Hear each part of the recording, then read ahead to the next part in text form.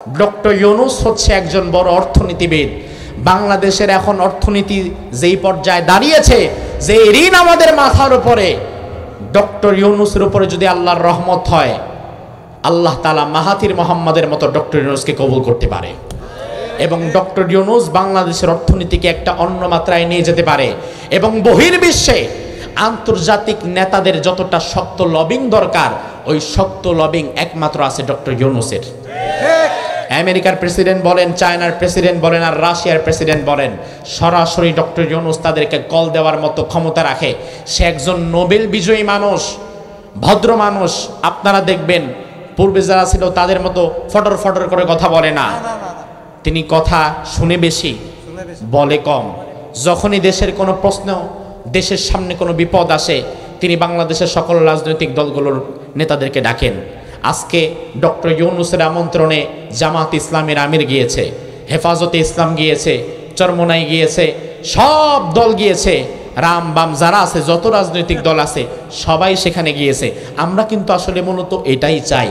তার কারণ হচ্ছে বিগত দিনে যারা ছিল তারা যখন কোনো সিদ্ধান্ত নিত, কাউরে গণত না, কাউরের সাথে কোনো পরামর্শ নাই, আমি নিজে যা ভালো তাই করব, হইল হইল, না হইল হইল। এটা স্বৈরাচারী মনোভাব। কারণ দুনিয়ার সব ভালো আমার মাথায় আসবে, এটা কিন্তু নাও হতে। ডক্টর ইউনূসের উপরে আমাদের বিশ্বাস আছে, আস্থা আছে। আপনারা একটু ধৈর্য ধরেন, তিনি একজন অর্থনীতিবিদ। আমার বিশ্বাস বাংলাদেশের ভাঙা অর্থনীতিকে তিনি চাঙ্গা করতে পারবেন। আপনারা একটু ধৈর্য ধরেন। মাত্র তো বিয়ে হয়েছে, 9 মাস 10 মাস 1 বছর সময় দেন, বাচ্চা কাচ্চা এরপরে আসবে। বিয়ে হয়েছে সপ্তাহখানেক যায় নাই, এখনই খালি যদি নাতির মুখ দেখার জন্য ছেলের বউরে গুতান, এটা হবে যেমন একটা বোকামি। ডক্টর ইউনূসকে এই মুহূর্তে সোনার বাংলা উপহার দিয়ে দাও, এটা বলাটাও তেমন বোকামি। সময় দেন, সময় দেন, নিজে ভালো হন, সময় দেন, নিজে ভালো হন, নিজের সমাজ ভালো করেন। ডক্টর ইউনূসকে আমরা সময় দিচ্ছি এবং যদি প্রয়োজন হয় তিনি আরও কিছুদিন ক্ষমতায় থেকেও যদি বাংলাদেশকে পরিষ্কার করতে পারে, দুর্নীতিমুক্ত করতে পারে, সেজন্য সময় দেওয়ার দরকার আছে না নাই? ভারতীয় কোনো ষড়যন্ত্রে আমরা পা দিব না।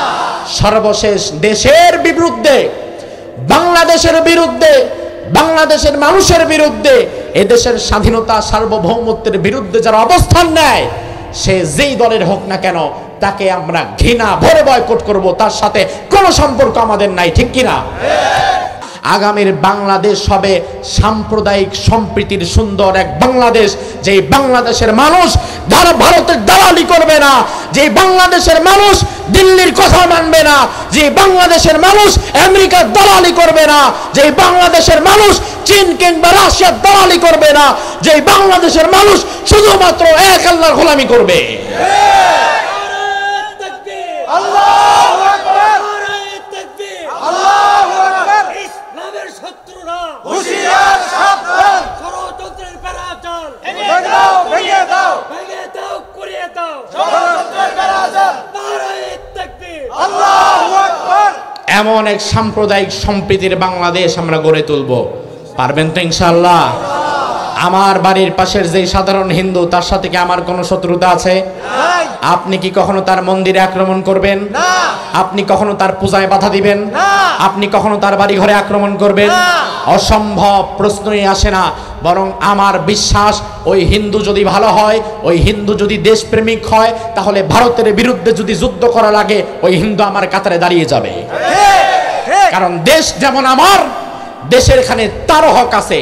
এই দেশকে হেফাজতের জন্য হিন্দু, মুসলিম, বৌদ্ধ, খ্রিস্টান এক কাতারে দাঁড়িয়ে যাব।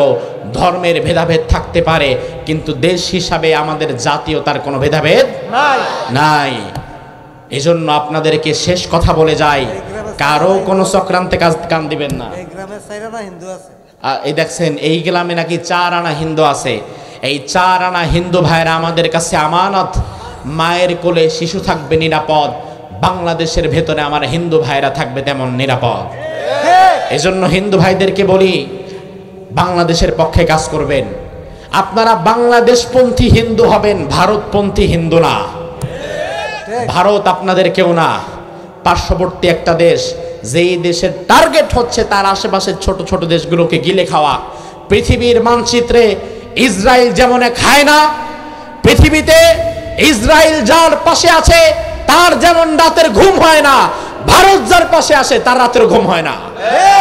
আল্লাহ রাব্বুল আলামিন কোরআনুল কারীমের সূরাতু আলে ইমরান এই সূরার 110 নম্বর আয়াতের মধ্যে বললেন, কুনতুম খায়রা উম্মাহ, তোমরা হচ্ছে শ্রেষ্ঠ উম্মাহ। মানে আমাদেরকে আল্লাহ বললেন আমরা হচ্ছি শ্রেষ্ঠ জাতি। কে বললেন? আল্লাহ। ভালো করে বোঝেন, নিজের পরিচয়টা আজকে জেনে নেন। আপনার রব আল্লাহ আপনাকে ডাক দিয়ে বলছে, বান্দা কুনতুম খায়রা উম্মাহ, তুমি হচ্ছে সৃষ্টির সেরা শ্রেষ্ঠ জাতি তোমরা। উখরিজাত লিন্নাস, যাদের সৃষ্টি করা হয়েছে মানবতার কল্যাণে। তা'মুরুনা বিল মারুফ, যাদের কাজ হচ্ছে সৎ কাজের আদেশ দেওয়া। ওয়া তানহাউনা আনিল মুনকার, এবং তাদের 2 নাম্বার কাজ হচ্ছে অসৎ কাজ থেকে মানুষকে বাধা দেওয়া। আমার ভাইরা ভালো করে বোঝেন, আমাদের সমাজে কিন্তু একটা প্রচলিত কথা আছে, আমরা আশরাফুল মাখলুকাত। আশরাফুল মাখলুকাত মানে সৃষ্টির সেরা জীব। আমি যদি জানার জন্য আপনাদের কাছে একটা প্রশ্ন ছুড়ে দেই, জবাবটা দিবেন পারলে। দুনিয়াতে অনেক সৃষ্টিজীব আছে আল্লাহর। বাঘ আল্লাহর সৃষ্টিজীব, পাখি আল্লাহর সৃষ্টিজীব, পিপিলিকা আল্লাহর সৃষ্টিজীব, হাতি আল্লাহর সৃষ্টিজীব, সাপ বিচ্ছু আল্লাহর সৃষ্টিজীব। আবার আমরা যারা মানুষ, আমরাও আল্লাহর সৃষ্টিজীব। আবার জিন জাতি আমাদের আশেপাশে যারা মিশে আছে, এই মুহূর্তে মাহফিলেও তো জিন আছে, তবে আমরা তাদের দেখি না। এই জিন জাতিরাও হচ্ছে আল্লাহর সৃষ্টিজীব। এখন আপনার কাছে আমার প্রশ্ন হচ্ছে, আল্লাহ রাব্বুল আলামিন যত সৃষ্টি মাখলুকাত তিনি বানালেন, যত সৃষ্ট জীব আল্লাহ তৈরি করলেন, তার মাঝে সবচাইতে উত্তম সৃষ্টি কারা? কথা কি বোঝেন? তাইলে আবার জবাব দেন, সৃষ্টির সেরা কে? এই কথাটায় কি কোনো ভুল আছে? আমি বলবো আছে। ও ভাই আমার, তার কারণ হচ্ছে মানুষ হওয়া মানেই কিন্তু সেরা হওয়া নয়। মানুষ হওয়া মানেই যদি সেরা হতো, তাইলে ফেরাউন কি দোষ করলো? ফেরাউন তো জিন না, ফেরাউন তো পিঁপড়া না, ফেরাউন তো হাতি না, ফেরাউন আপনার আমার মতোই মানুষ। তাইলে এবার আপনি একটু জবাব দেন, ফেরাউন কি সৃষ্টির সেরা মানুষ? কথা হয় না। ফেরাউনের সৃষ্টির সেরা কইলে মান ইজ্জত থাকবে নাকি? মানুষ হওয়া মানেই যদি সৃষ্টির সেরা হয়ে যেত, তাইলে আবু জেহেল নমরুদ কি দোষ করলো? তারাও তো মানুষ। ও ভাই আমার, কথাটা প্রশ্নবোধক, এক বাক্যে উত্তর দেওয়া কঠিন। মানুষ হওয়া মানেই সৃষ্টির সেরা হওয়া যায় না, বরং মানুষের মধ্যে 2 শ্রেণী আল্লাহ তাআলা বের করে দিয়েছেন। এক শ্রেণী হচ্ছে সৃষ্টির সেরা, আর একটা শ্রেণী হচ্ছে সৃষ্টির সর্বনিকৃষ্ট। এক শ্রেণী হচ্ছে সৃষ্টির সর্বোৎকৃষ্ট, আর এক শ্রেণী হচ্ছে সৃষ্টির সর্বনিকৃষ্ট।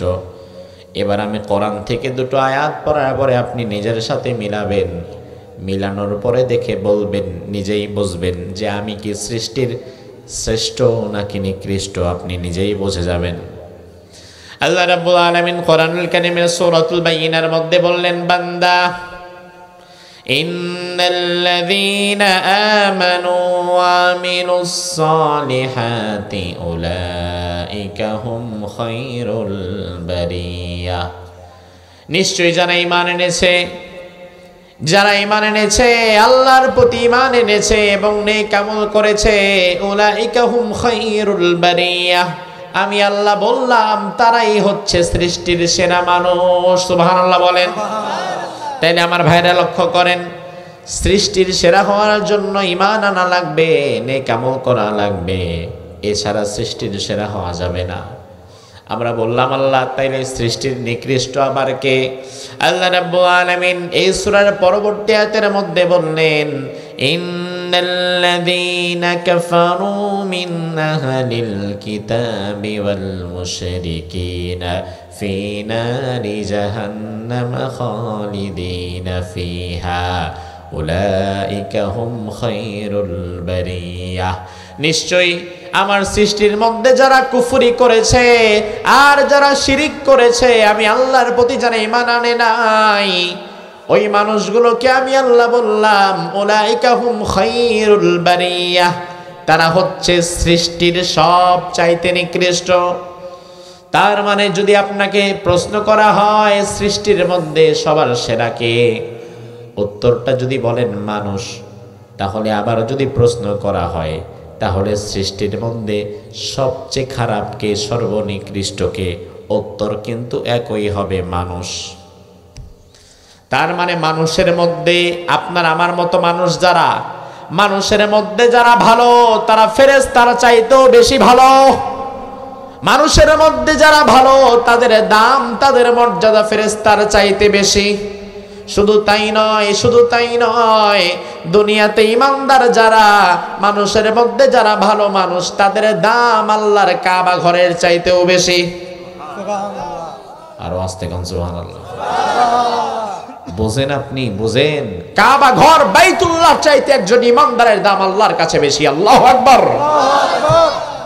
ইমানদারের দাম যে বেশি হাদিস থেকে প্রমাণ নেন, আমার কথা বানিয়ে বললাম না। আব্দুল্লাহ ইবনে ওমর রাদিয়াল্লাহু আনহু একদিন কাবার পাশ দিয়ে যাচ্ছেন। কাবার পাশ দিয়ে যাওয়ার সময় আব্দুল্লাহ ইবনে ওমর বললেন, ও কাবা, মা আযমাকি ওয়া মা আযমা হুরমাতিক। ও কাবা, তোমার কত মান, তোমার কত মর্যাদা, তোমার কত সম্মান। ইন্না আযমা হুরমাতান, ইন্না আযমাল মুমিন হুরমাতান ইনদাল্লাহি মিনক।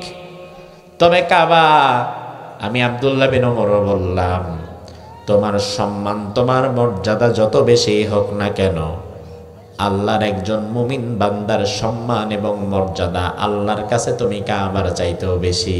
সুবহানাল্লাহ। কাবার চাইতে আপনি ইমানদার যদি হন, আপনি যদি ইমানদার হন, যাত্রাপুরে আপনার বাড়ি, আপনি চালান রিক্সা, কেউ আপনারা চেনে না, দুনিয়ার মানুষ আপনাকে মূল্যায়ন করে না, দাম দেয় না, কষ্ট পাবেন না। ইমানটা মজবুত রাখেন, আপনার দাম কাবার চাইতেও বেশি। আল্লাহু আকবার, আল্লাহু আকবার। কেন কাবার চাইতে বেশি আপনার দাম কেন? তার কারণ ও ভাই আমার, দুনিয়া টিকিয়ে রেখেছেন আল্লাহ ইমানদারের জন্য। দুনিয়া যেদিন ধ্বংস হবে সেদিন কাবাও শেষ। এই যে কাবা, কাবা তো আল্লাহ কাফেরের জন্য রাখেন নাই। কাবা আল্লাহ সুদখোর, ঘুষখোর, বেনামাজির জন্য রাখেন নাই। কাবা আল্লাহ হিন্দুদের জন্য, মুশরিকদের জন্য রাখেন নাই। কাবাকে রেখেছেন ইমানদারের জন্য। এজন্য রাসূল বলেন, লা তাকুমুস সাহ হাত্তা লা ইউকালা ফিল আরদি আল্লাহ আল্লাহ। জমিনে যতক্ষণ পর্যন্ত একজন ইমানদার আল্লাহ আল্লাহ বলতে পারবে, আল্লাহ আল্লাহ বলনেওয়ালা একজন ইমানদার জমিনে থাকলে, আমার আল্লাহ ওই একজন ইমানদারের জন্য হইলেও কিয়ামত দিবে না। সুবহানাল্লাহ। তার মানে বিষয়টাকে লক্ষ্য করেন, গোটা পৃথিবীতে 800 কোটি মানুষ।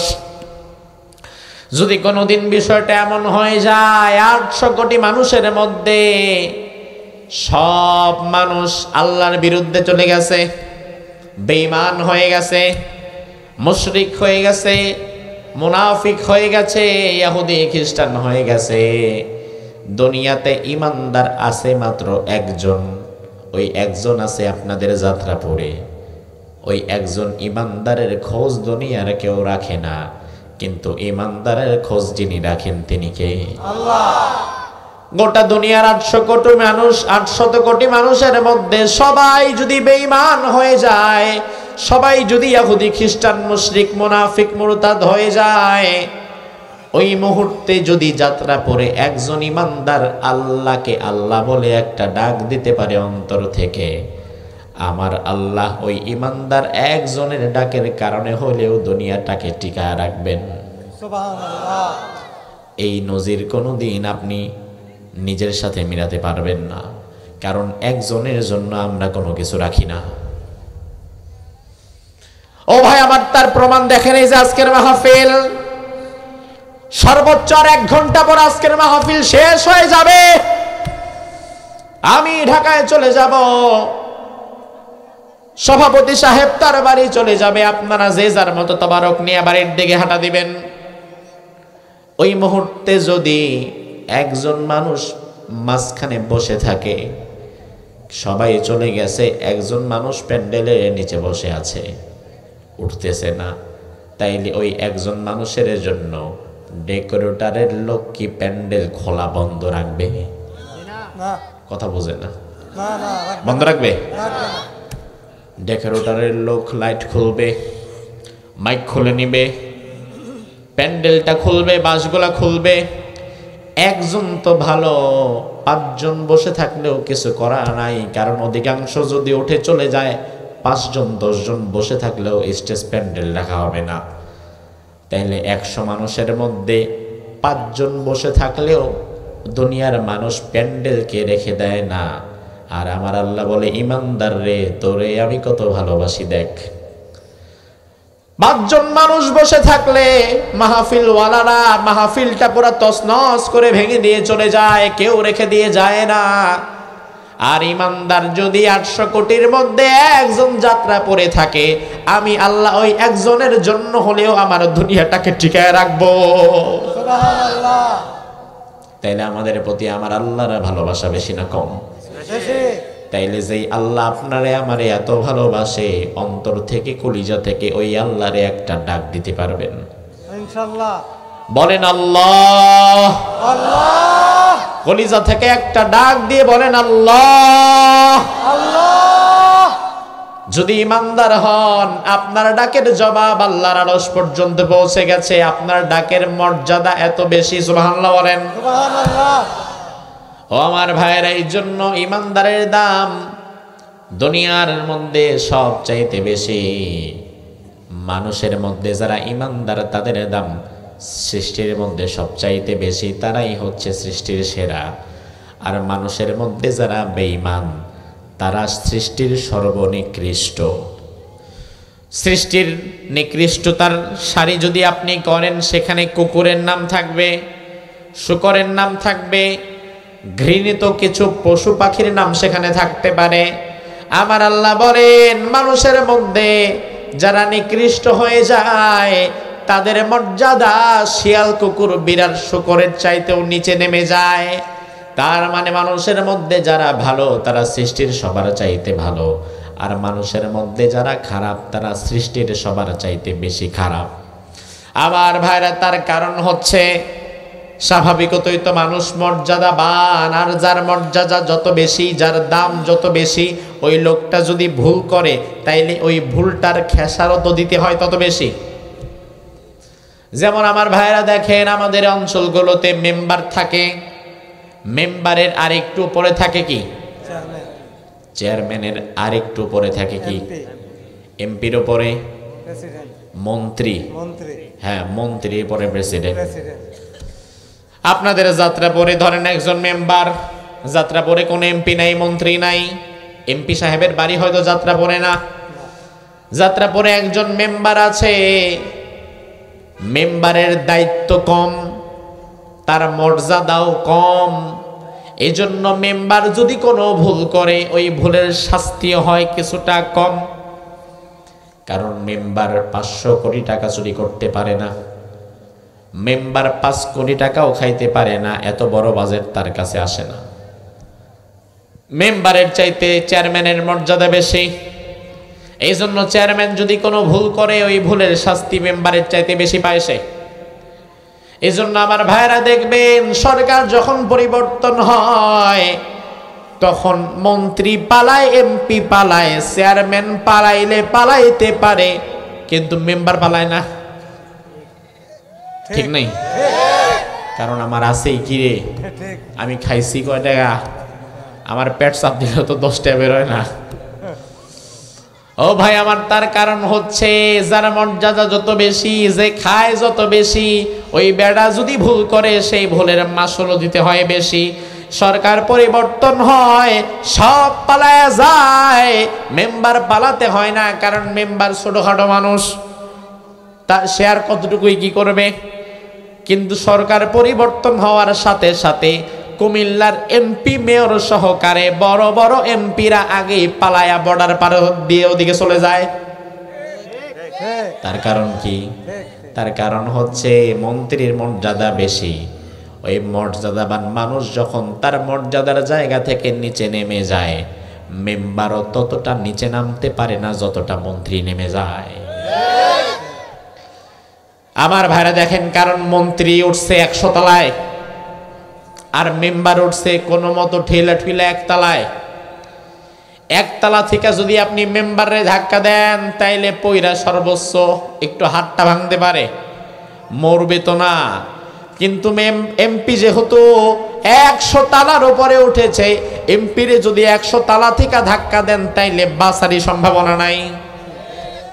এজন্য মানুষ যেমন সব চাইতে মর্যাদাবান, এই মানুষের মধ্যে আবার যারা খারাপ হয়ে যায় তারা ঠিক 100 তালা থেকে পড়ার মতো নিচে পড়ে যায়।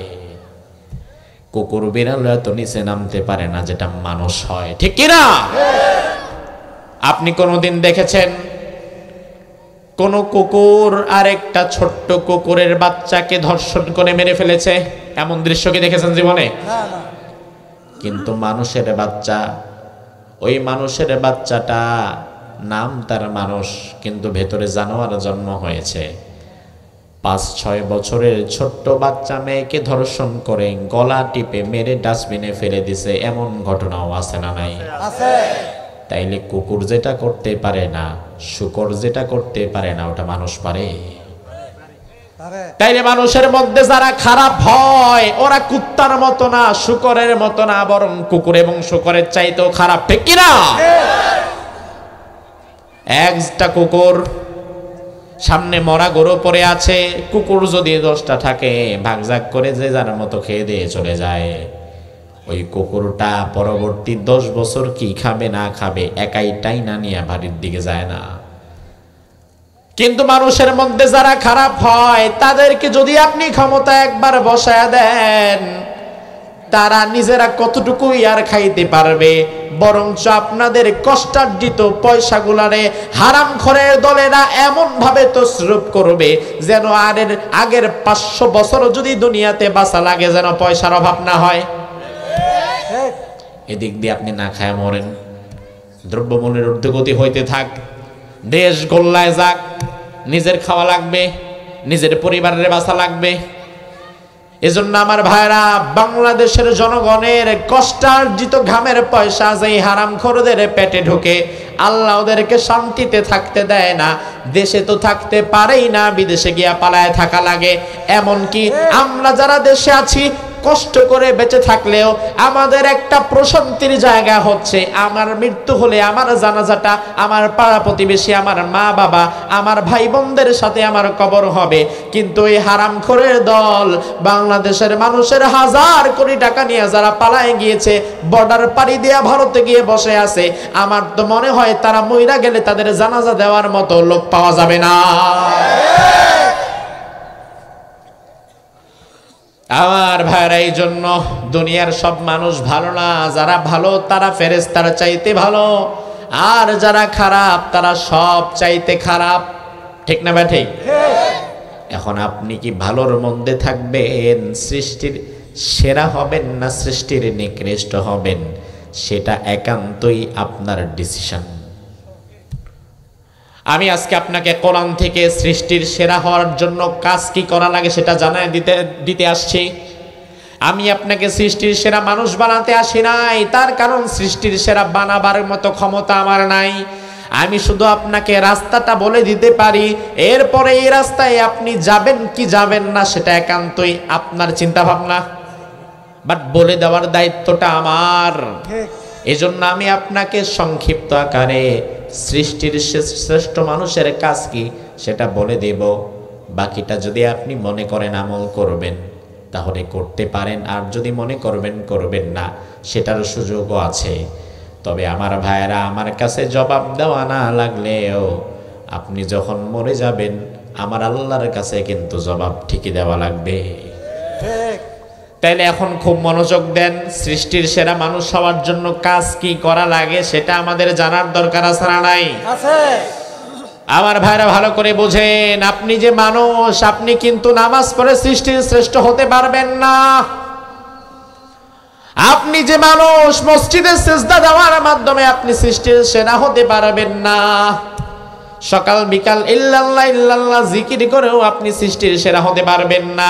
কারণ আপনি ছাড়া আল্লাহর আরো কোটি কোটি কোটি কোটি মাখলুক আছে যারা আপনার চেয়ে বেশি আমল করে, বেশি নামাজ পড়ে, বেশি জিকির করে। এমন মাখলুক আছে না নাই?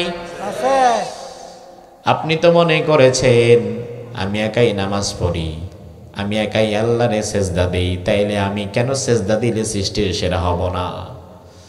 আমার ভাইয়ের, আল্লাহর কোরআন আমাদেরকে জানিয়ে দিচ্ছে, রব্বুল আলামিন বলেন, বান্দা আলাম তারা আন্নাল্লাহা ইয়াসজুদু লাহু মান ফিস সামাওয়াতি ওয়া মান ফিল আরদ ওয়াশ শামসু ওয়াল কামারু ওয়ান নুজুমু ওয়াল জিবাল ওয়াশ শাজারু ওয়াদ দাওয়াবু ওয়া কাসীরুম মিনান নাস। আল্লাহ রাব্বুল আলামিন বলে, বান্দা তোমরা কি দেখো না আকাশে এবং জমিনে যা কিছু আমি সৃষ্টি করেছি, যত মাখলুকাত আমি বানিয়েছি, সব মাখলুকাত গুলো ইয়াসজুদু লাহু, আমি আল্লাহকে সেজদা দেয়, সব সময় সেজদা দেয়। ও বান্দা, শুধু তোমরা সেজদা দাও না, ওই যে সূর্যটা দেখো, সূর্যটা আমি আল্লাহরে সেজদা দেয়।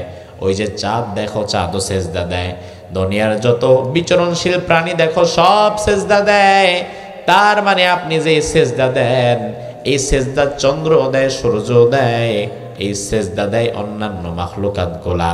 এখন সেজদা দিলে যদি সৃষ্টির সেরা হওয়া যেত, তাইলে চন্দ্র সূর্য গ্রহ নক্ষত্র তো সৃষ্টির সেরা হয়ে যেত। শুধু তাই না আমার ভাইয়েরা, মানুষের চাইতে বেশি সেজদা দেয় আল্লাহর ফেরেশতারা। আল্লাহর হাবিব বলেছেন, আল্লাহ রাব্বুল আলামিন এমন কিছু ফেরেশতা বানিয়ে রেখেছেন, যে ফেরেশতাদেরকে পৃথিবী সৃষ্টির আগেই আল্লাহ বানানোর পরে বলেছেন উসজুদ, সেজদা দাও।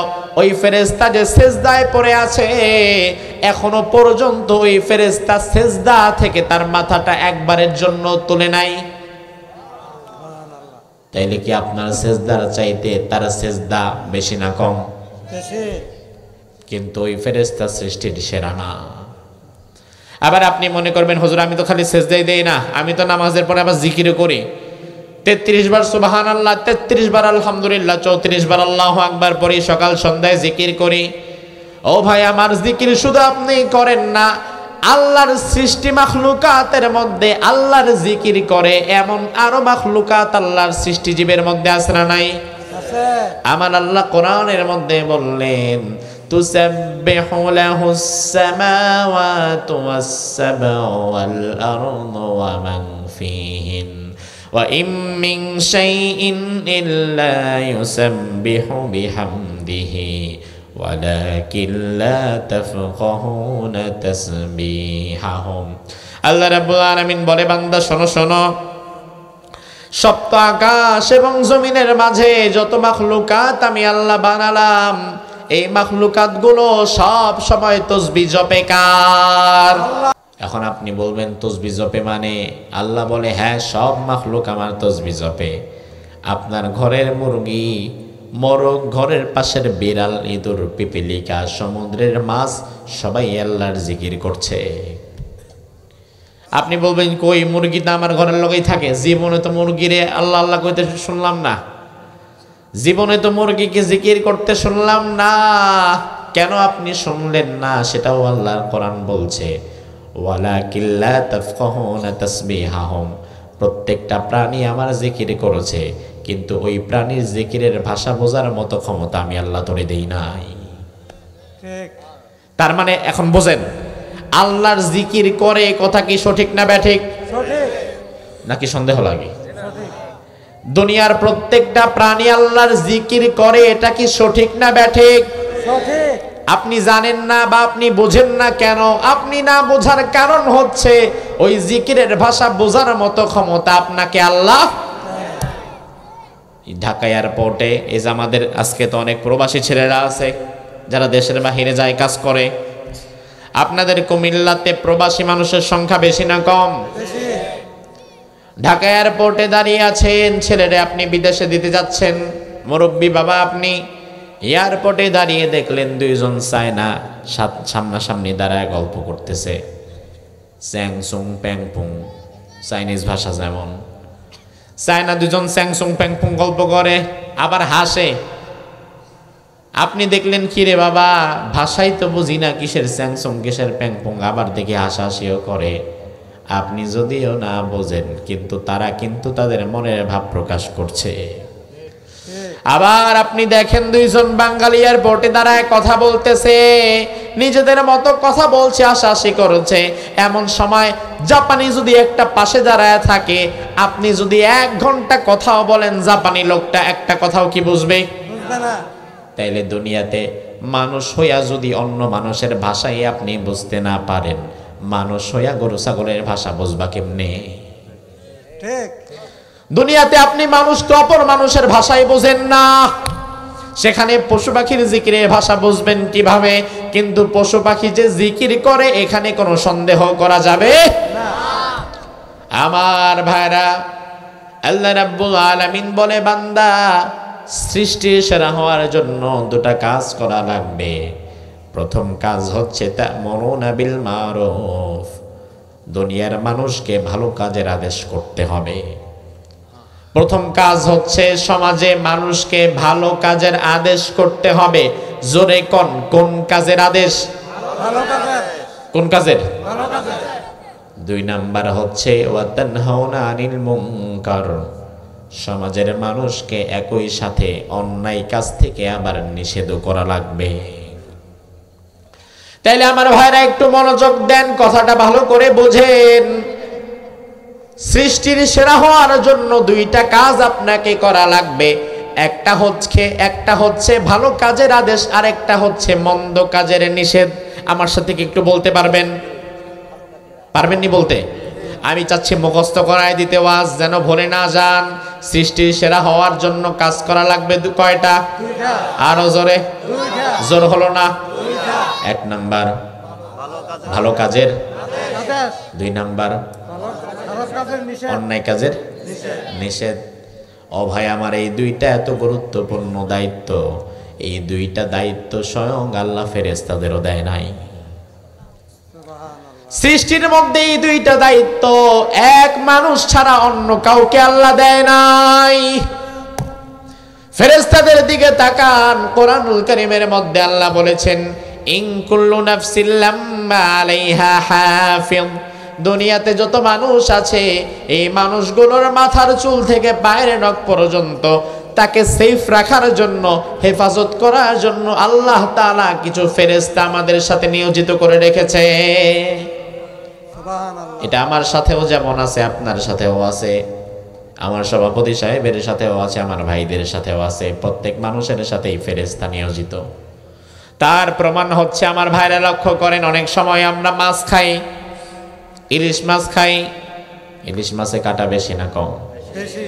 ইলিশ মাছ বা অন্য কোনো মাছ, মজার মাছ খাইতেছেন, খাওয়ার মধ্যে দিয়া হঠাৎ কইরা দেখলেন গলার মধ্যে জ্বলে, তার মানে তখন আপনি বুঝতে পারেন গলার মধ্যে কিছু একটা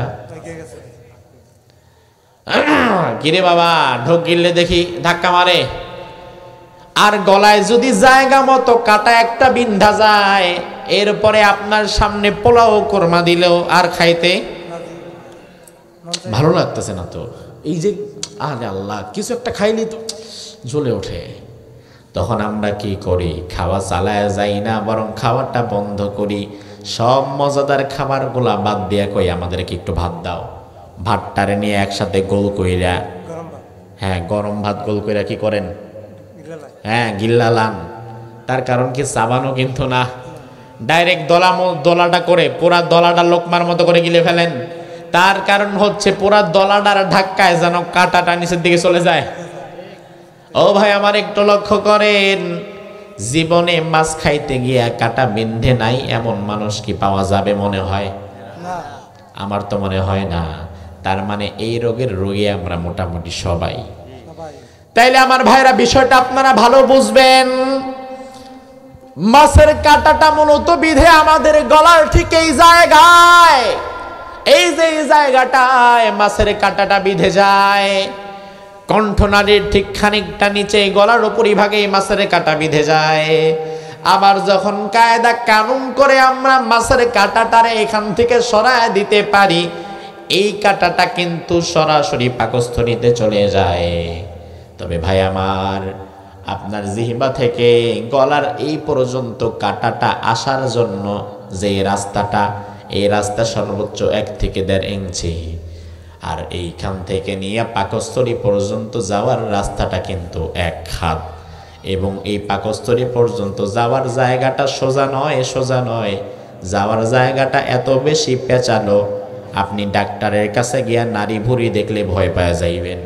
আপনার খাবারটা ঘুরতে ঘুরতে পেঁচাইতে পেঁচাইতে পেঁচাইতে পেঁচাইতে পাকস্থলীর ভিতরে ঢুকে। তাইলে একবার আপনি কোনোদিন এটা কি ভাবলেন না? ওই যে আমি মাছ খেলাম, মাছের কাঁটা আমার গলার মধ্যে আটকায়, আমি যখন গলা থেকে চাপ দিয়ে নিচে নামায়া দেই, মাছের কাঁটা যে পাকস্থলীর মধ্যে গিয়ে ঢুকে যায়। মাছের কাঁটা পাকস্থলীতে যাওয়ার আগে কিংবা পরে ডানে বামে কোথাও তো একটু খোসা লাগে না? খোসা লাগার কথা ছিল একবার ডাইনে, ওরে আল্লাহ মাছের কাঁটা এখানে বিঁধে গেছে। খোসা লাগার কথা ছিল আপনার পাকস্থলীতে, পাকস্থলী তো নরম, ওখানে বিঁধে যাওয়ার কথা, বিভিন্ন জায়গায় কাঁটাটা ঢুকে যাওয়ার কথা, কিন্তু ঢুকে না। তার কারণ কি? তার কারণ আমার আল্লাহ বলে, বান্দা মাছটা খেয়ে গলা পর্যন্ত আনাটা দায়িত্ব তোমার, আর গলা পর্যন্ত আসলে তার নিচে নামিয়ে একেবারে পাকস্থলী পর্যন্ত পৌঁছে দেওয়ার দায়িত্ব আমি আল্লাহর ফেরেশতার। সুবহানাল্লাহ তো আসতে। ও ভাই, আমরা আমাদের দায়িত্বে ভুল করতে পারি, কিন্তু ফেরেশতা কিন্তু তার কাজে ভুল করে না। এই জন্য আমাদের গলায় কাটা বিঁধে যায়, ফেরেশতারা ভুল করে না দেখেই পাকস্থলীতে আর বিঁধে না। তাইলে আমার ভাইরা একটু দেখেন, গলার নিচ থেকে আমাদের খাবারগুলো পাকস্থলীতে নিয়ে যেতে সাহায্য করে ফেরেশতা। সাহায্য করে কি? জোরে কোন। এখন ফেরেশতারা কিন্তু আপনি হালাল খাইলেও নিয়ে যায়, হারাম খাইলেও নিয়ে যায়। আপনি গরুর গোশত খাইলেও এটা নিয়ে যাবে, আবার যদি শুকরের গোশত খান সেটাও নিয়ে যাবে। আপনি যদি আমের জুস খান এটাও নিয়ে যাবে, আবার যদি লাল পানি খান এটাও নিয়ে যাবে, যদি মদ খান সেটাও নিয়ে যাবে, যদি দুধ খান সেটাও নিয়ে যাবে। কিন্তু কথা তো ছিল, কেন মদ কেন নিবে? ঘুষের টাকার হারাম খাবার কেন নিবে? বরং কথা তো ছিল, ফেরেশতারা যখন দেখবে খাবারটা হারাম, সাথে সাথে নেওয়া বন্ধ কইরা ওই খাবারটার গলার মধ্যে চাইপা ধরবে। এমনটা যদি করা হতো, তাইলে মদ খাওয়ার সময় দেখতো গলা আটকে গেছে, ওপর জুপুরি নাক মুখ দিয়ে মদ বের হচ্ছে। এই দৃশ্য দেখার পরে মদখোর কিন্তু ভয়ে আর মদ খাইতো না। কিন্তু এমন কি কখনো হয়? না হওয়ার কারণ কি? না হওয়ার কারণ ফেরেশতারা অন্যায় বাধা দিতে পারে না। অন্যায় বাধা দেওয়ার ক্ষমতা আল্লাহ ফেরেশতাদের দেয় নাই। যেই ফেরেশতাকে যেই কাজে লাগানো হয়েছে, ওই ফেরেশতার দায়িত্ব শুধু অতটুকুনি করা, তার চেয়ে বেশি না কিংবা কমও না। এই জন্য হালাল খাইলেও নিয়ে যায়, হারাম খেলেও নিয়ে যায়। ফেরেশতা সৎ কাজের আদেশও করতে পারে না, অন্যায় বাধাও দিতে পারে না। কিন্তু সৎ কাজের আদেশ এবং অন্যায় কাজে নিষেধ করতে পারে শুধুমাত্র একটি জাতি, সেই জাতির নাম হচ্ছে মানুষ। সেই জাতির নাম কি? মানুষ। ছাড়া দুনিয়াতে সৎ কাজে আদেশ দেওয়া, অন্যায় বাধা দেওয়ার ক্ষমতা আল্লাহ অন্য কোনো প্রাণীকেও দেয় নাই। আমার ভাই, আপনি অনেক সময় ন্যাশনাল জিওগ্রাফি কিংবা ডিসকভারি চ্যানেল, যেখানে পশু পাখি দেখানো হয়, ওই চ্যানেলগুলোতে আপনি যদি মাঝে মাঝে দেখেন, তাহলে দেখবেন জঙ্গলের মধ্যে একটা হিংস্র বাঘ একটা ছোট্ট হরিণের বাচ্চাকে তাড়া করেছে। ছোট্ট হরিণের বাচ্চাটা কষ্ট করে করে আগাচ্ছে, একটা বাঘ তারে তাড়া করেছে। এই দৃশ্য যদি ওই জঙ্গলে আরো 5টা বাঘ দেখে, তাইলে 5টা বাঘ কি ওই বাঘটারে বলে যে যা ছোট একটা বাচ্চা সাইরা দে, খাইস না, এমনটা বলে না, বরং কি করে ওই 5টা মিলা, তখন এই 5টা মিলা ওই বাচ্চাটার আক্রমণ করে, অন্যায় কেউ বাধা দিতে পারে না। কিন্তু আপনাদের যাত্রাপুর বাজার, এই যাত্রাপুর বাজারে এখন বাজে রাত 11টা।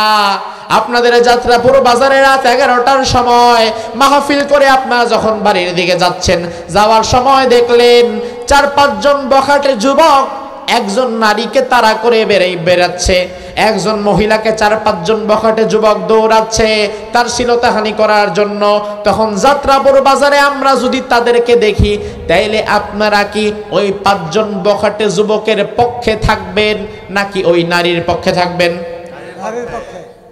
বরং ওই নারীর পক্ষে থেকে ওই 5 জন বখাটে যুবকরে ধইরা পিটায়া বাইন্দা রাখবেন। তোরা কোন এলাকার যুবক, তোর বাপ মায়ের খবর দে, ঠিক কিনা? এই যে অন্যায় প্রতিরোধের যে ক্ষমতা, যে মানসিকতা, এই মানসিকতা আল্লাহ বাঘরে দেয় নাই, ভাল্লুকরে দেয় নাই, এই মানসিকতা আল্লাহ জিন্নে দেয় নাই, ফেরেশতারে দেয় নাই। অন্যায় প্রতিরোধ করার মানসিকতা এবং ক্ষমতা আল্লাহ দিয়েছে আপনাকে, আপনি মানুষ, আপনাকে দিয়েছে। এখন আপনাকে দেওয়ার পরে আপনি যদি সৎ কাজের আদেশ না দেন আর অন্যায় কাজ থেকে যদি মানুষকে বাধা না দেন, তাইলে জঙ্গলের হিংস্র হায়না বাঘ ভাল্লুক যেমন আপনিও হয়ে যাবেন, তেমন পার্থক্য নাই। পার্থক্য হবে তখন যখন আপনি আপনার কাজটা ঠিক মতো করবেন।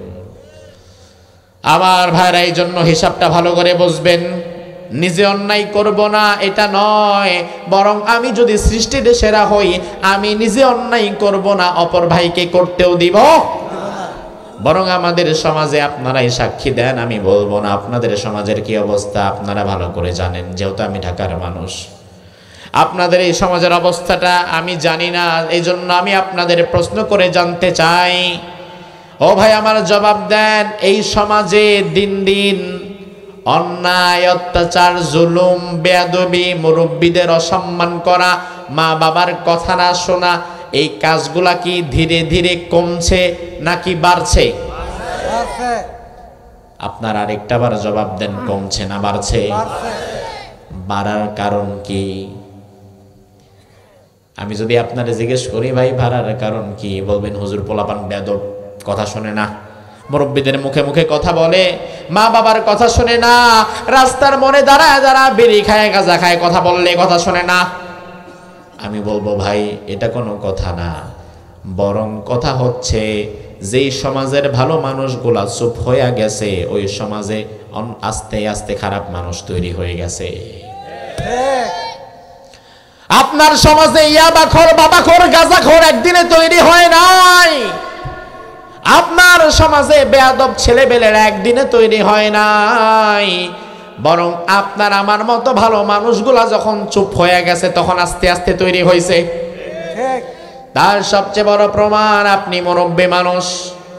এই যে আমি আমার বাবাজিরে দিয়ে উদাহরণ দিচ্ছি, মুরব্বী মানুষ, এশার নামাজ পড়লেন, এশার নামাজ পড়ে মসজিদ থেকে বের হলেন, বাড়ির দিকে যাচ্ছেন, যাওয়ার সময় উনি যদি দেখে ওনার ঘরের পেছনে ঠেস দিয়া বৈশা 2টা ইয়াং বয়সের যুবক বসে বসে সিগারেট খাচ্ছে, উনি চিন্তা করলো, যাক 2টা যুবক বিড়ি খাইতেছে, কি আর করা, আমার তো কোনো সমস্যা হচ্ছে না, আমি আমার মতো ঘরে যাই, নামাজ পড়ে আসছি। তিনি যদি তাদেরকে কোনো কথা না বলে ঘরে চলে যায়, যেতে পারে, সমস্যা নাই। আবার পরের দিন নামাজ পড়ে এসার পরে যখন আসতেছে, দেখে আবার ওই 2 জন আগের জায়গায় বসে বিড়ি টানতেছে আর গল্প করতেছে। দ্বিতীয় দিনও বাধা দিল না, দ্বিতীয় দিনও যদি বাধা না দেয়, তৃতীয় দিন নামাজ পড়ে ফিরে আসার সময় দেখবে ওই 2টার সাথে আরেকটা যোগ হয়েছে। কথা কি বোঝে না? এবার তৃতীয় দিন দেখে 3টা যোগ হয়েছে, কিরে আস্তে আস্তে দেখি বাড়ে, তাও বাধা দিল না। চিন্তা করলো, যাক হয়তো 2-4 দিন বসছে, স্কুল বন্ধ, কলেজ বন্ধ, পরে আবার চলে যাবে। 2-4-5 দিন, 1 সপ্তাহ যাওয়ার পরে দেখলো 3 জনের মজমা থেকে এটা তো এখন মোটামুটি 5-7 জনের লম্বা একটা জামাত হয়ে গেছে। এখন তার ঘরের পিছে দৈনিক রাত্রি হইলে 5-7 জন বৈশাখ বিড়ি খায়। এখন শুধু বিড়ি খায় না, আস্তে আস্তে গাঞ্জাও খায়। ও ভাই আমার, এরপরে তো একদিন এমন হতে পারে এশার নামাজের জন্য সে যখন মসজিদে গিয়েছে, ঘরের মধ্যে স্ত্রী, সন্তান, মেয়েটা একা। ওই 5-7 জন গাঞ্জাখোর গাঞ্জা টানতে টানতে হুতাশ হয়ে গেছে, সেন্সলেস হয়ে গেছে, আর মন মানসিকতা কাজ করছে না। তখন কিন্তু হিংস্র হয়ে তার বাড়ির মেয়েদের দিকে হাতও বাড়াতে পারে। এটা একদিনের ফসল না, এটা একদিনের ফসল না, এটা তার চুপ থাকার ফসল। এটা তার চুপ থাকার ফসল। তার কারণ হচ্ছে আপনি যখন মসজিদ থেকে বের হয়েছেন, আপনি যদি দেখেন আমার ঘরের সামনে 2 জন যুবক বসে বসে বিড়ি টানছে, আপনি সাথে সাথে দাঁড়ায় যাইবেন, এই যুবক বাড়ি কোথায়, এখানে বসে এত রাত্রিবেলা বিড়ি টানতেছো কেন, তোমার বাপের নাম কি? এইভাবে তার সাথে কথা বলেন, প্রশ্ন করেন। সে যদি আপনার একটা ধমক দেয় বা খারাপ কথাও বলে, আপনি লজ্জিত হবেন না? আমাদের মুরব্বীদেরকে যখন বলি আপনি যুবকদেরকে শাসন করেন না কেন, এই যে আপনার ঘরে পাশে বসে বিড়ি খাচ্ছে কিছু বলেন না কেন? মুরব্বীরা বলে, হুজুর এগুলো এত বড় বেয়াদব, কিছু যদি বলি তাহলে আমার মুখের উপরে ধোঁয়া ছাইরা কইব ওই মেয়ে আপনার টাকায় খাই নাকি। এমন বেয়াদব আছে না নাই? আমি চাচারে বলবো, চাচা বাবা এগুলা না ভয় করবা না। অন্যায়ের প্রতিবাদ দিতে গেলে যে গালি খাওয়া লাগবে, এই গালিরে ভয় করবা না। কারণ অন্যায়ের প্রতিবাদ করার জন্য তোমার নবী সাল্লাল্লাহু আলাইহি ওয়াসাল্লাম তায়েফের ময়দানে রক্ত ঝরেছে। অন্যায়ের প্রতিবাদ করতে গিয়ে তোমার নবী যদি উহুদের ময়দানে 2টা দাঁত দিয়ে দিতে পারে, ওই নবীর উম্মত হয়ে অন্যায়ের প্রতিবাদ করতে গিয়া শুধু গালি না, যদি মাইরও খাওয়া লাগে ওইটা খাওয়ার জন্য রাজি থাকা লাগবে। কিন্তু অন্যায়ের প্রতিবাদ ছেড়ে দিও না ভাই, কারণ অন্যায়ের প্রতিবাদ করো না বলেই তো সমাজে খারাপ মানুষের সৃষ্টি হয়। ফেরাউনের নাম আমরা কম বেশি তো সবাই জানি, জানি না? কোন দেশে ছিল? কথা হয় না, বাংলাদেশেও ছিল নাকি? আমার ভাইরা লক্ষ্য করেন, ফেরাউন নামের মানুষ মিশর ছাড়া পৃথিবীর অন্য কোথাও, কথা কয় না, আছে? ফেরাউন নামের মানুষ মিশর ছাড়া অন্য কোথাও নাই, এটা যেমন সত্য, কিন্তু ফেরাউন চরিত্রের মানুষ মিশর ছাড়াও পৃথিবীর নানান দেশে ছিল, এমনকি আমাদের দেশে ছিল, এটাও তেমন সত্য। ফেরাউন যা যা করেছে বিগত 16 বছরে স্বৈরাচার তার চেয়ে কম করে নাই। অবাক করা বিষয়, শুধু ওই 16 বছর করেই তো ক্ষান্ত হয় নাই, এখন পাশের দেশে বসে নিজের দেশকে নিয়ে আবার নতুন ষড়যন্ত্রের চাল চালছে। আমরা অবাক হয়ে যাই কখন জানেন? যখন দেখি রাজনৈতিক প্রতিহিংসা চরিতার্থ করার জন্য কেউ হিন্দুদের সাথে হাত মিলায়, মুশরিকদের সাথে হাত মিলায়, ইসকনের সাথে হাত মিলায়, দিল্লির সাথে হাত মিলায়, তখন আমরা অবাক হয়ে যাই, ঠিক কিনা? আমরা দেখলাম এই যে গতকালকের আগের দিন, আপনারা দেখেছেন কিনা জানি না, হাজার হাজার হিন্দু, বিশেষ করে তথ্য সন্ত্রাস, ভারতের কিছু মিডিয়া চ্যানেল আছে, সাংবাদিক আছে, মলম বিক্রি করার মতো, সারা দিন বাংলাদেশের নামে মিথ্যা সংবাদ প্রচার করছে। তারা সংবাদ প্রচার করছে বাংলাদেশে নাকি হাজার হাজার হিন্দুদের ঘরবাড়িতে আমরা আগুন দিয়ে দিচ্ছি, শত শত হিন্দুদের নাকি আমরা জবাই করে দিচ্ছি। এই কথাটা কি সঠিক না ব্যাঠিক? আচ্ছা আপনারা একটু জবাব দেন, মাহফিলে আসছেন, মিথ্যা তো বলবেন না। আল্লাহকে সাক্ষী রেখে বলেন, স্বৈরাচারের পতনের পরে 5ই আগস্টের পরে আজকে ডিসেম্বরের 4 তারিখ পর্যন্ত আপনাদের উত্তর যাত্রাপুর বা আশেপাশে কি হিন্দু একজনও নাই? আছে। কয়টা হিন্দুরে জবাই করছেন? একটাও না। কয়টা মন্দির ভাঙছেন? একটাও না। বরং আপনারা হিন্দুদেরকে জবাই করেন নাই, মুসলমানেরা হিন্দুদের গায়ে হাত তুলে নাই। অন্যদিকে গত সপ্তাহে চট্টগ্রাম আদালত প্রাঙ্গণে আমার এক মুসলিম আইনজীবীকে ইসকনের হিন্দুত্ববাদী সন্ত্রাসীরা গলা কেটে জবাই করে দিয়েছে। এই খবর কি আপনারা জানেন? দেখেন, আমার ভাইকে আমার ঘরে জবাই করা হচ্ছে। বাংলাদেশ আমার ঘর না? কারণ এদেশের সংখ্যাগরিষ্ঠ কারা? আমরা মুসলমানেরা, 92% মুসলমান। তাহলে এদেশে আমার শক্তি বেশি, এদেশে আমার সবকিছু বেশি। আমার ঘরে আমার ভাইকে জবাই করা হচ্ছে, আমি প্রতিবাদ না করে ধৈর্য ধরে আছি। প্রতিবাদ তো করেছি, তবে আমি ধৈর্য ধরে আছি। আমি যদি ধৈর্যশীল না হয়ে কিসাসও নিতে চাইতাম, অন্তত যেটা জবাই করছে আমি ওরও জবাই করে দিতাম। কিন্তু এটাও তো আমরা করি নাই না।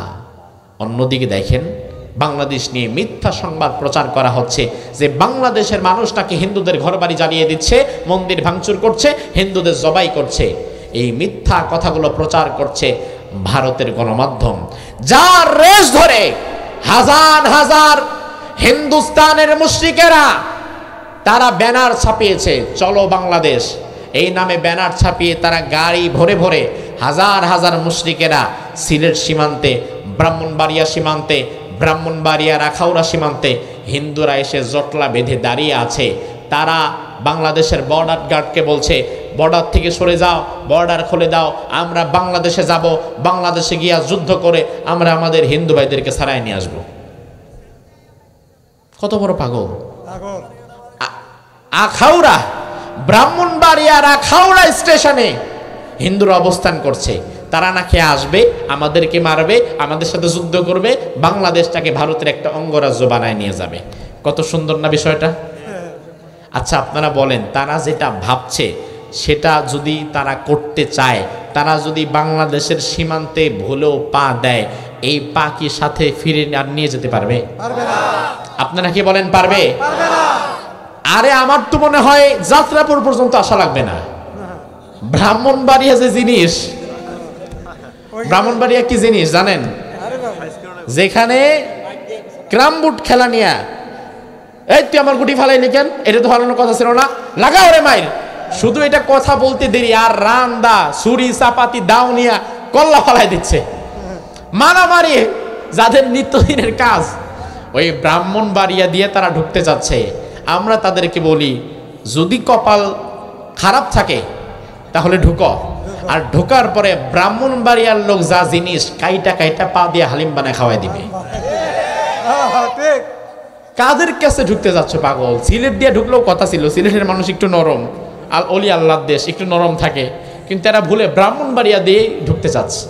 আমার ভাইরা, সেটা কথা না, কথা হচ্ছে বাংলাদেশ 56,000 বর্গ মাইলের একটা দেশ, যে দেশটা পৃথিবীর মানচিত্রে যাকে দেখা যায় না, ছোট্ট একেবারে, কিন্তু এই ছোট্ট দেশের মধ্যে আল্লাহ তাআলা এমন কিছু সম্পদ দিয়েছে যার কারণে ইসরায়েলের নজর এই দিকে, আমেরিকার নজর এই দিকে, ভারতের নজর এই দিকে, চায়নার নজর এই দিকে, রাশিয়ার নজর এই দিকে।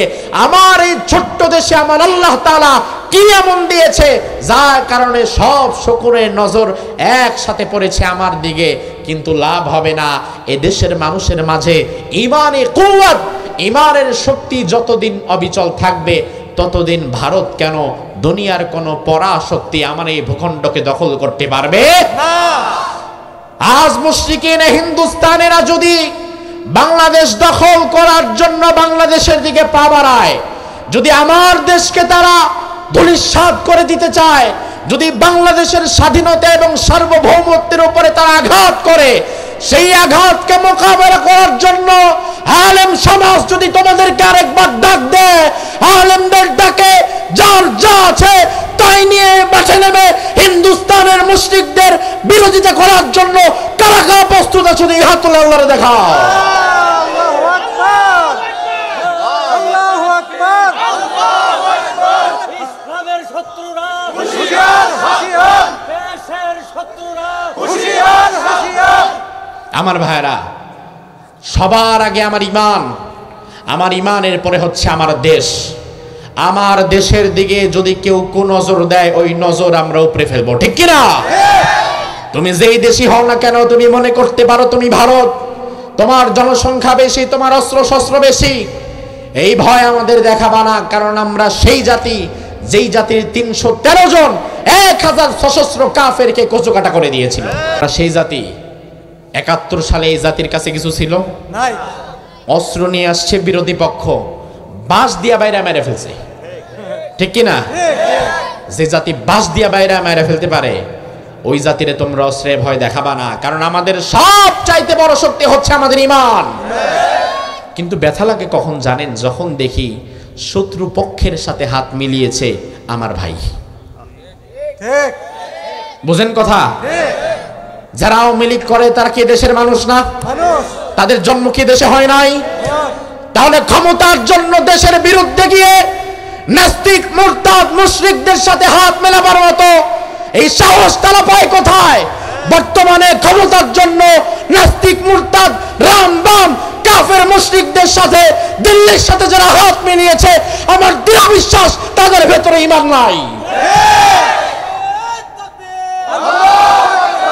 ইসলামের শত্রুরা হুঁশিয়ার সাবধান, ভারতের দালালেরা হুঁশিয়ার সাবধান, নাস্তিকদের দালালেরা হুঁশিয়ার সাবধান। আমার ভাইরা, আপনারা কি ভয় পান? আপনারা চিন্তা করতে পারেন, হুজুর আমাদেরকে আপনি এই কথা বলতেছেন, অথচ ভারতের কাছে যেই পরিমাণ অস্ত্র শস্ত্র আছে আল্লাহ জানে, যদি যুদ্ধ আসলেও লাগে আমরা কি করব? এই ভয় কি আপনারা পান? আপনি ভয় পাবেন কেন? আপনি কেন ভয় পাবেন? আপনি নিজেকে চিনেন? আপনি কোন জাতি আপনি নিজেকে চিনেন? যেই জাতি খায় গরুর মুত, ওই জাতি যারা গরুর দুধ খায় এদের সাথে লাগতে আসে। এটা কি মানা যায়? মুতখোর বেটা মুতখোরের জায়গায় থাক। আমরা গরুর মুত খাই না। যেই জাতির পেশাব তোমরা পান করো, আমরা মুসলমানেরা ওই জাতির অস্তিত্বকে চিবিয়ে খাই। ওই জাতির আমরা মুসলমানেরা ওই পশুর অস্তিত্বকে চিবিয়ে খাই, যেই পশুর পেশাব তোমরা সারাদিন খাও, ঠিক কিনা? তার মানে তোমরা যদি কোনোদিন ভুলেও বাংলাদেশের দিকে পা বাড়াও, বিশ্বাস করো বাংলাদেশকে তোমরা চাচ্ছ তোমাদের পেটের ভিতরে ঢুকায় নিতে, বাংলাদেশ তোমাদের পেটের এক মাথা দিয়ে ঢুকে আরেক মাথা দিয়ে বের হয়ে যাবে। ওটা ভারতকে তছনছ করে দিবে বাংলাদেশ, ঠিক কি না? ভারতের যতগুলো স্টেট আছে সবগুলো স্টেট ভেঙে যেতে পারে। রাসূলুল্লাহ হাদিসের মধ্যে বলেছেন, কিয়ামতের পূর্বে এমন এক জামানা আসবে যেই জামানায় হিন্দুস্তানের সাথে একটা জিহাদ হবে। এটা কি আপনারা জানেন? তাগজুল হিন্দ, হিন্দুস্তানের বিরুদ্ধে একটা গজওয়া হবে, এটার নাম হচ্ছে গজওয়াতুল হিন্দ। যেই হিন্দ হবে হিন্দুস্তানের মুশরিকদের বিরুদ্ধে ইমানদারদের লড়াই। আজ এ জাতির সামনে দুইটা দল ভাগ হয়ে যাচ্ছে। এক দল দেশের স্বাধীনতা সার্বভৌমত্বের পক্ষে, ইমানের পক্ষে, আরেক দল স্বাধীনতা সার্বভৌমত্ব এবং ইমানকে জলাঞ্জলি দিয়ে রাম বাম নাস্তিক মুরতাদ আর মুশরিকদের পক্ষকে বেছে নিয়েছে। এমন দুইটা জাতি আজকে ভাগ হয়ে গেছে।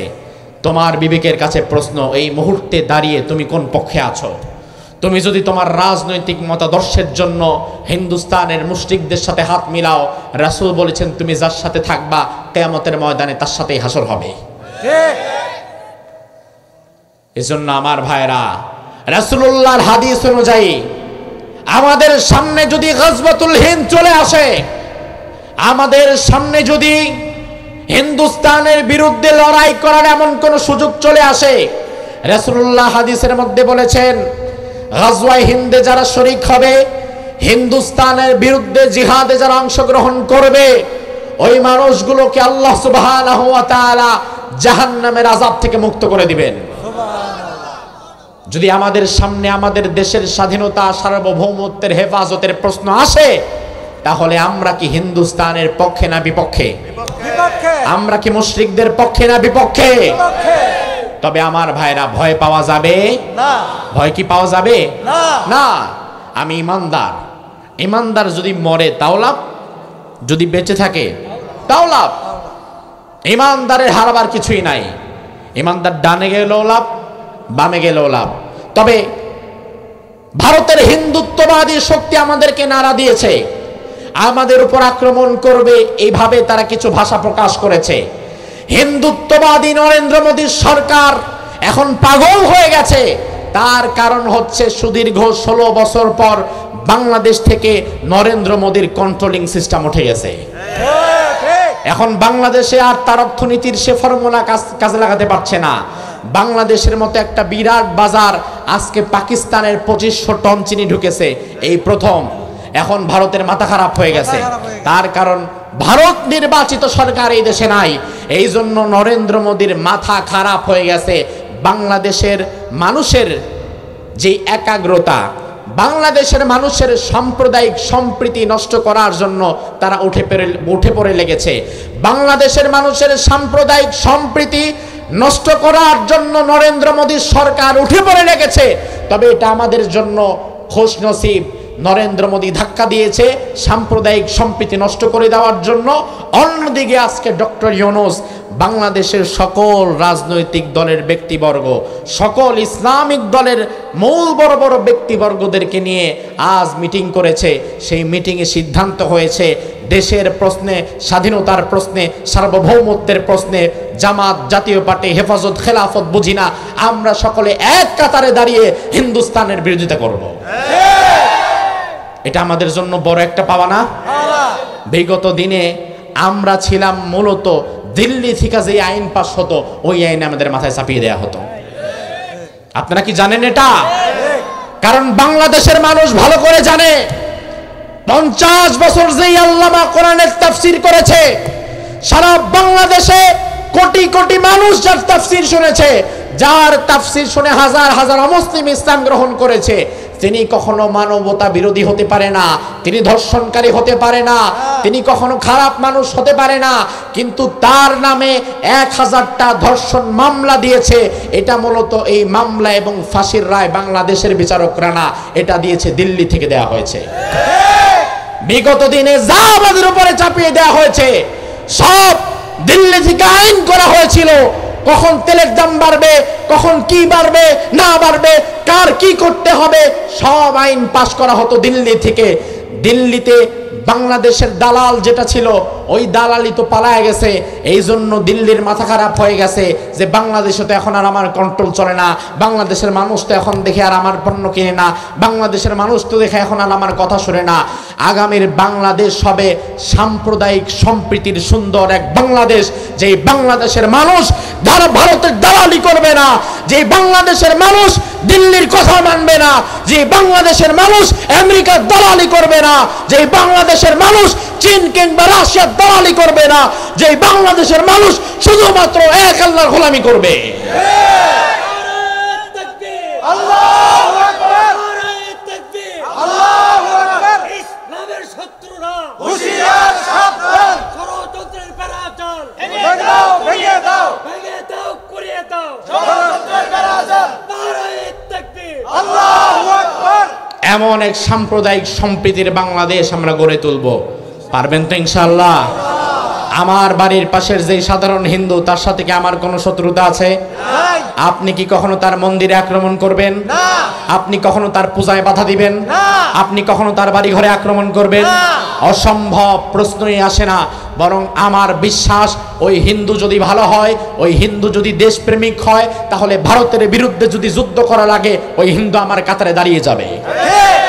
কারণ দেশ যেমন আমার, দেশের এখানে তারও হক আছে। এই দেশকে হেফাজতের জন্য হিন্দু, মুসলিম, বৌদ্ধ, খ্রিস্টান এক কাতারে দাঁড়িয়ে যাব। ধর্মের ভেদাভেদ থাকতে পারে, কিন্তু দেশ হিসাবে আমাদের জাতীয়তার কোনো ভেদাভেদ নাই। এজন্য আপনাদেরকে শেষ কথা বলে যাই, কারো কোনো চক্রান্তে কান দিবেন না। এই দেখছেন এই গ্রামে নাকি 4 আনা হিন্দু আছে। এই 4 আনা হিন্দু ভাইরা আমাদের কাছে আমানত। মায়ের কোলে শিশু থাকবে নিরাপদ, বাংলাদেশের ভেতরে আমার হিন্দু ভাইরা থাকবে তেমন নিরাপদ। এজন্য হিন্দু ভাইদেরকে বলি, বাংলাদেশের পক্ষে কাজ করবেন। আপনারা বাংলাদেশপন্থী হিন্দু হবেন, ভারতপন্থী হিন্দু না। ভারত আপনাদের কেউ না, পার্শ্ববর্তী একটা দেশ, যেই দেশের টার্গেট হচ্ছে তার আশেপাশের ছোট ছোট দেশগুলোকে গিলে খাওয়া। পৃথিবীর মানচিত্রে ইসরায়েল যেমন এক হায়না, পৃথিবীতে ইসরায়েল যার পাশে আছে তার যেমন রাতের ঘুম হয় না, ভারত যার পাশে আসে তার রাতের ঘুম হয় না।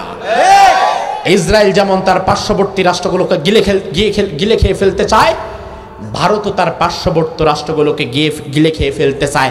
অন্তত গিলা খাইতে না পারলেও সেখানে তার একজন দালালকে দাঁড় করায় রাখে। আপনারা একটু ধৈর্য ধরেন, ধৈর্য ধরে আমার বিশ্বাস বর্তমানে যিনি আছেন ডক্টর ইউনূস, লোকটাকে আপনারা সুদখোর বলেন আর ঘুষখোর বলেন। বাংলাদেশের মানুষ, আমার ওই দিন একজন প্রশ্ন করছে, হুজুর আপনি বিগত স্বৈরাচারের বিরুদ্ধে এত কথা বলছেন, এবার একটু সুদখোর ইউনূসের বিরুদ্ধে বলেন। আমি বললাম, বাংলাদেশে বর্তমানে ক্ষুদ্র ঋণ আর বড় ঋণ, ব্যাংকের সুদ আর গ্রামের সুদ, গ্রামে সুদ নাই, আসেনি? আমি বললাম আমি তো জরিপ করে দেখেছি বর্তমানে বাংলাদেশের 95% মানুষ সুদের সাথে সম্পৃক্ত। কথা কি সঠিক না ব্যাঠিক? ওই পাগল, যেই জাতির 95% মানুষ সুদের সাথে সম্পৃক্ত, ওই জাতির নেতা সুদখোর ইউনূস হবে না তো কি ইমাম মাহদী হবে? পাগল নাকি তুমি? নিজে সুদখোর, হয় ডাক্তার ইউনূস সুদখোর, তার বিরুদ্ধে কিছু বলেন। তুমি কি করো? আমি এনজিও কর্মকর্তা। মানে সে চায় একজন ইমাম মাহাদিকে, অথচ নিজে খাবে সুদ। এটা কি কোনোদিন হতে পারে? যেই জাতি যেমন ওই জাতির নেতাও হবে তেমন। তুমি সুদ ছেড়ে দাও। ডক্টর ইউনূস হচ্ছে একজন বড় অর্থনীতিবিদ। বাংলাদেশের এখন অর্থনীতি যেই পর্যায়ে দাঁড়িয়েছে, যে ঋণ আমাদের মাথার উপরে, ডক্টর ইউনূসের উপরে যদি আল্লাহর রহমত হয়, আল্লাহ তাআলা মাহাথির মোহাম্মদের মতো ডক্টর ইউনূসকে কবুল করতে পারে এবং ডক্টর ইউনূস বাংলাদেশের অর্থনীতিকে একটা অন্য মাত্রায় নিয়ে যেতে পারে। এবং বহির্বিশ্বে আন্তর্জাতিক নেতাদের যতটা শক্ত লবিং দরকার, ওই শক্ত লবিং একমাত্র আছে ডক্টর ইউনূসের। আমেরিকার প্রেসিডেন্ট বলেন, চায়নার প্রেসিডেন্ট বলেন, আর রাশিয়ার প্রেসিডেন্ট বলেন, সরাসরি ডক্টর ইউনূস তাদেরকে কল দেওয়ার মতো ক্ষমতা রাখে। সে একজন নোবেল বিজয়ী মানুষ, ভদ্র মানুষ। আপনারা দেখবেন পূর্বে যারা ছিল তাদের মতো ফটর ফটর করে কথা বলে না। তিনি কথা শুনে বেশি, বলে কম। যখনই দেশের কোনো প্রশ্ন, দেশের সামনে কোনো বিপদ আসে, তিনি বাংলাদেশের সকল রাজনৈতিক দলগুলোর নেতাদেরকে ডাকেন। আজকে ডক্টর ইউনূসের আমন্ত্রণে জামাত ইসলামের আমির গিয়েছে, হেফাজতে ইসলাম গিয়েছে, চরমোনাই গিয়েছে, সব দল গিয়েছে, রাম বাম যারা আছে, যত রাজনৈতিক দল আছে সবাই সেখানে গিয়েছে। আমরা কিন্তু আসলে মূলত এটাই চাই। তার কারণ হচ্ছে বিগত দিনে যারা ছিল তারা যখন কোনো সিদ্ধান্ত নিত, কাউরে গণত না, কাউরের সাথে কোনো পরামর্শ নাই, আমি নিজে যা ভালো তাই করব, হইলে হইল, না হইলে হইল। এটা স্বৈরাচারী মনোভাব। কারণ দুনিয়ার সব ভালো আমার মাথায় আসবে, এটা কিন্তু নাও হতে। ডক্টর ইউনূসের উপরে আমাদের বিশ্বাস আছে, আস্থা আছে। আপনারা একটু ধৈর্য ধরেন, তিনি একজন অর্থনীতিবিদ। আমার বিশ্বাস বাংলাদেশের ভাঙা অর্থনীতিকে তিনি চাঙ্গা করতে পারবেন। আপনারা একটু ধৈর্য ধরেন। মাত্র তো বিয়ে হয়েছে, 9 মাস 10 মাস 1 বছর সময় দেন, বাচ্চা কাচ্চা এরপরে আসবে। বিয়ে হয়েছে সপ্তাহখানেক যায় নাই, এখনই খালি যদি নাতির মুখ দেখার জন্য ছেলের বউরে গুতান, এটা হবে যেমন একটা বোকামি। ডক্টর ইউনূসকে এই মুহূর্তে সোনার বাংলা উপহার দিয়ে দাও, এটা বলাটাও তেমন বোকামি। সময় দেন, সময় দেন, নিজে ভালো হন, সময় দেন, নিজে ভালো হন, নিজের সমাজ ভালো করেন। ডক্টর ইউনূসকে আমরা সময় দিচ্ছি এবং যদি প্রয়োজন হয় তিনি আরও কিছুদিন ক্ষমতায় থেকেও যদি বাংলাদেশকে পরিষ্কার করতে পারে, দুর্নীতিমুক্ত করতে পারে, সেজন্য সময় দেওয়ার দরকার আছে না নাই? ভারতীয় কোনো ষড়যন্ত্রে আমরা পা দিব না। সর্বশেষ দেশের বিরুদ্ধে, বাংলাদেশের বিরুদ্ধে, বাংলাদেশের মানুষের বিরুদ্ধে, এদেশের স্বাধীনতা সার্বভৌমত্বের বিরুদ্ধে যারা অবস্থান নেয়, সে যেই দলের হোক না কেন, তাকে আমরা ঘৃণা ভরে বয়কট করব, তার সাথে কোনো সম্পর্ক আমাদের নাই। ঠিক কিনা? আল্লাহ সুবহানাহু ওয়া তাআলা এই কথাগুলোকে আমাদের বুঝে আমল করার তৌফিক দান করুক। আমরা বলি আমিন।